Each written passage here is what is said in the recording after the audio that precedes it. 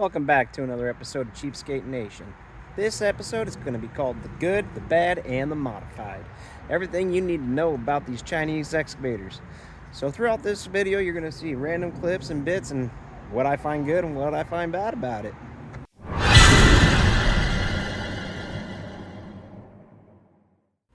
In today's video of Cheapskate Nation, I go over these mini excavators, how many they are, and what quite a big punch they pack. So sit back, relax, and learn all about the good, the bad, and what needs modified.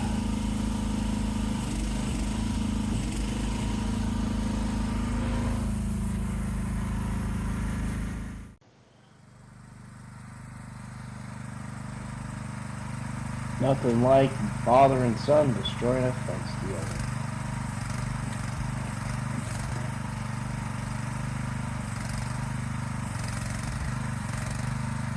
Now, when done gingerly, these mighty excavators, they could take out a fence, and they could take it out roughly, or they could take it out gingerly.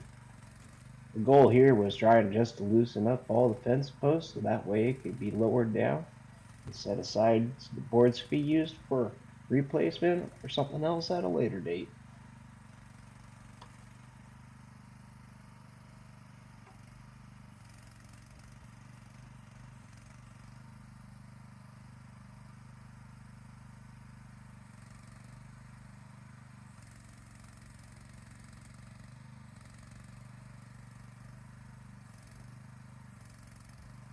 As you can see here, the bucket's going to come down and land on top of the fence post.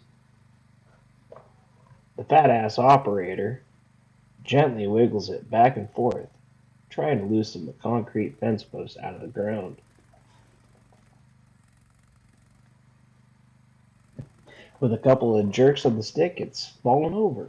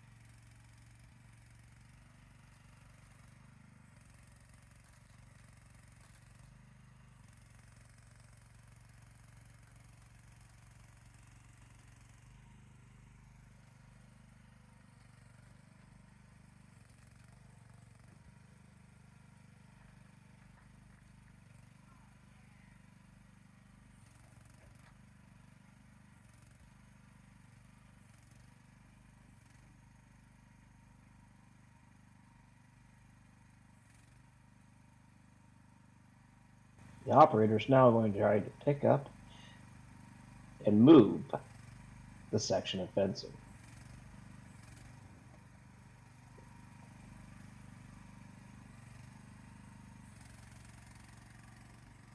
Unfortunately, the operator doesn't know exactly what he's doing and making a mess of the situation. It's not a very good idea to be standing anywhere near an operator like this. Well, right back there, you might wonder what the hell is going on. Here's what the hell is going on. I just signed a contract with the company to come in and extend my shop, make it a whole bunch of feet taller, so I can have a lift in there, so I can bring you guys better content. They ain't finished yet, so I ain't gonna tell the name of the company.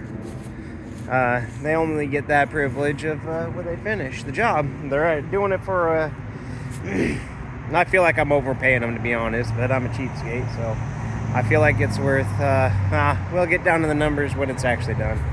But keeping my end of the bargain up, I got till the 22nd of September to get this fence gone and all that crap back in there. Right, where is it? Right there. All that crap in there gone, so we're working on it. And we're going to keep on continuing this episode of The Good, the Bad, and the Modified for this little mini excavator because I just did all this in about 12 minutes. Come on. I mean, we all seen somebody break a sweat doing that stuff. We ain't got time for breaking sweats. We got time for getting things done. 12 minutes.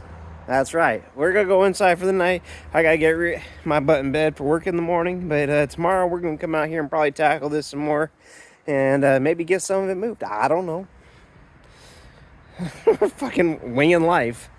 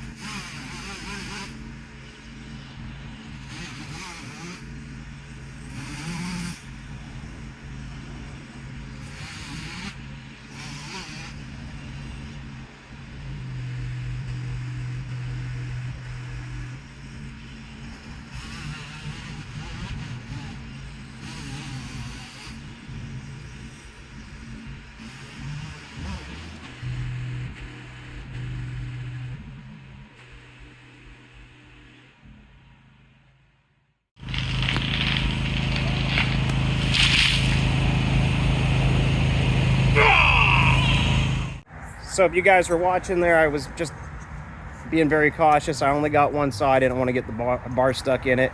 Let me show you the setup for this old excavator here. So we have my wife operating it. We hook the cable to the bucket. We use the hydraulics on the bucket to pull it. We also use the tracks to pull it. That cable goes over here, up to a snatch block, all the way back. You've probably seen it all the way to the tree. And that was our setup.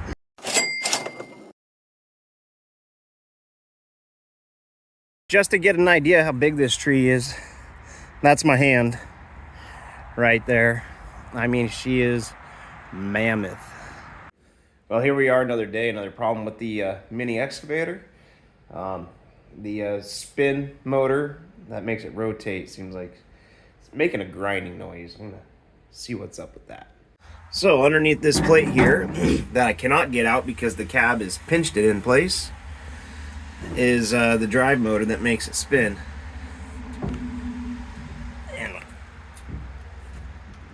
I'll see if I can't get the camera down in here. See if we can. It's way down there in the bottom. See how that's moving? That shouldn't be doing that. The bolts came loose.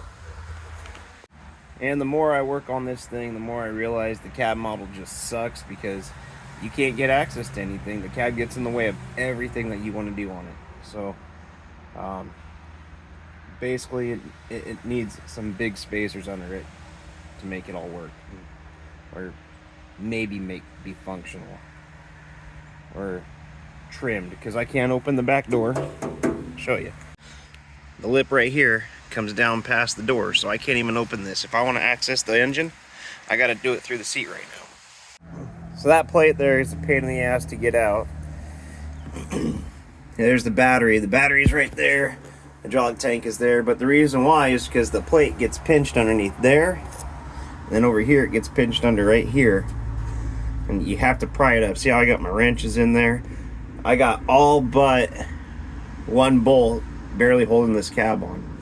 It only holds on by 4. But this is my rotator motor. You can see how that's loose. We're gonna go find some Allen wrenches and see if we can't get that tightened up. If you're wondering what size those bolts are, it's a number 8 hex wrench. It looks like 6 sides. So it's also known as, I know these as Allen keys. Yeah, and about 12 inches to 18 inches of extension, so it'll get you done. So I'm gonna throw this thing back together, give it a test run, and give you guys some beautiful footage of me trying to rip out this stump.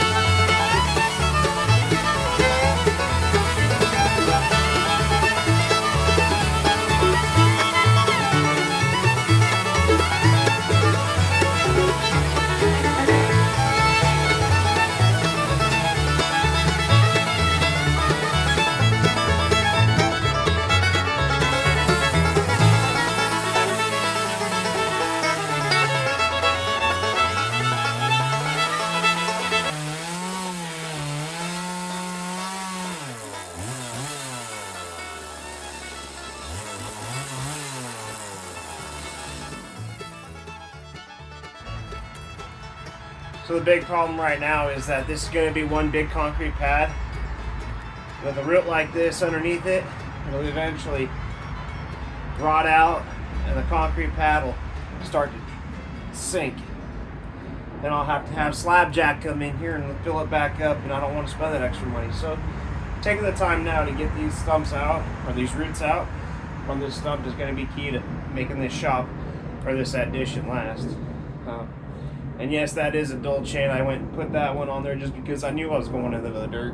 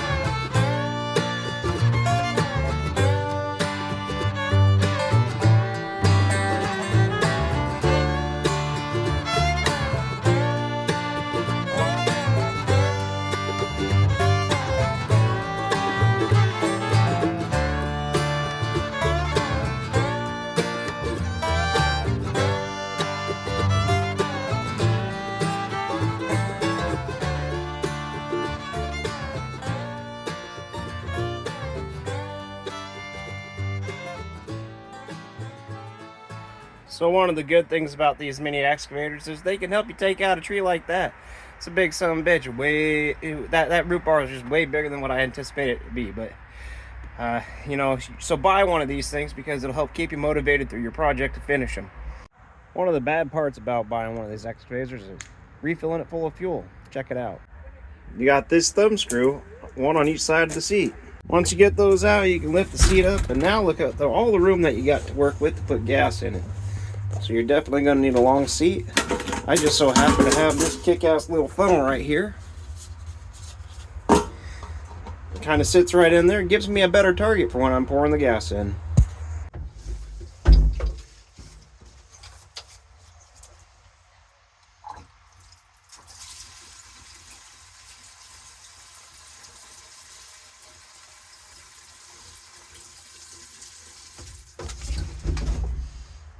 See, already started overflowing. God dang. Try to go a little slower with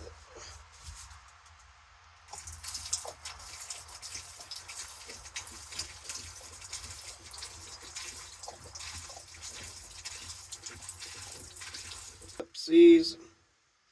Alright, she's above the red mark. That means it's filled. The other bad thing about them is that's the oil fill plug. It's not really a dipstick. The good news is the other side is. And this one right now, she's full of oil. Number one modification that I think most everybody's going to want to make if they don't buy one with the hydraulic thumb is you're going to want to add one. It's right there, and obviously it's zip tied up because I installed it and I didn't have the right fittings. The fittings up here on the boom, as you can see the line coming down right there, and then they run down here. It's a 16 to 14 or 16 or M16 by 1.5 reduced down to an M14 by 1.5 fitting thread. So when you go to order this aftermarket, don't go for the cheapest one. Make sure it's got the fittings that come with it because you might need them. Here's the next bad, good, maybe modified, I don't know. The Zerk fittings on it. It comes with a couple of female and it comes with some males.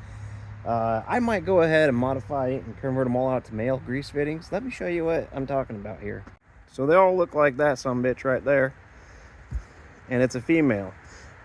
Now the nice thing is when you buy this excavator, it comes with a grease gun and a little construction or a toolbox kit for it. So I mean, that's okay, but a lot of the other Zerk fittings on it are male. Let me show you. All right, you come down and look at, you got 2 males right there, and there's a handful more even right down here. So and while we're down here at the little mini push bar plow, whatever you want to call it, it's going to be very good to go ahead and build or fabricate some kind of steel plate that goes from here across to here, because as you can see on mine, I've already dropped a rock on these bolts, and once those blow, you're kind of screwed. You're out of luck. So that's one good modification that I think I'm probably gonna do here fairly soon. I think I'm just gonna take a piece of 1/4 inch steel plate, maybe about yay wide, self-tap some holes into this, run them out to here, so that way it just covers all these fittings, kind of gives it a little protection. So you might also be asking yourself, how are these track systems designed? On bigger models, and if you've ever worked on excavators before, you would know that most of them are, from my experience, most of them are greased. So you pump them full of grease, that gives you your expansion on the tracks, that's your tensioning for the tracks essentially. This one, not so much. Check it out. So right in here, that's your screw. Tighten this one up, tighten that one up. They extend, they push out on your freewheeling, your free rollers right here, and that's what creates your tension in your track. Now, as you probably just saw in there, it's a bitch to get 2 wrenches in there. I know, because I've already experienced it. Your crescent wrench won't fit in there, so you're gonna have to go out and get yourself an extra wrench that'll fit in there if you don't already own it. Maybe Harbor Freight. So here's the next thing that's the bad about this. You're sitting right on top of the engine, and if you get this model, you're in an enclosed cab. Well, this one's not so enclosed anymore. The window got knocked out of it. And the reason why is because when you operate this thing for about 20 minutes in 80-degree weather, you're gonna want the door open. What happens when the door is open? You forget about it. And then you swing and you hit something. And what's the point of these mini excavators? The whole point of them is to get into tight spaces. Well, that might not happen. You might not be able to because it gets so hot. So I think my next modification is gonna be a secondary cab window. Let's look at the cab real quick. So right here, I already got one window. Now it's closed, but I'm coming to you live from right through this window. So obviously it's got a gas strut that holds it, connects it up there. It's not on it right now, but it locks the door like this. And that's 2 feet sticking out. When you go to rotate this machine, since this machine doesn't have the extra pivot up here for the boom, it's all of its pivoting comes from its base. You could hit stuff very, very easily with it. So that's kind of like a downfall of it. Last but probably not least for right now is we got the cab lights and the boom light. It's got one on the boom, 2 up on the cab. They work really good. The only problem is if you're trying to back out, you can't see anywhere where you're going. It has no reverse light. So that'd be like, I'd add one more, just one more. You can get them cheap off of Amazon. You know, 15 bucks a pop. That's what I would do. But let's go to get some to the good part of it. All this cut in right along here, all the way over to there, and smoothed out and leveled, took me about 2 hours to do with the excavator. If I'd have had to do that by hand, it'd take me about 3 weeks, about 4 hours every night after work. There's a lot of rock and everything else, and bees too, so that sucks. If you haven't seen my prior video when I bought this thing and brought it home, go do it. I blow up some bees in there with a 1/4 stick, so that's always fun. But this thing can do a ton of work for what you would do with a shovel. The bucket takes, every scoop with the bucket is 3 times as much as it would be with a shovel. It's awesome. Let me, yeah, little buddy wants to go for a ride. Of course.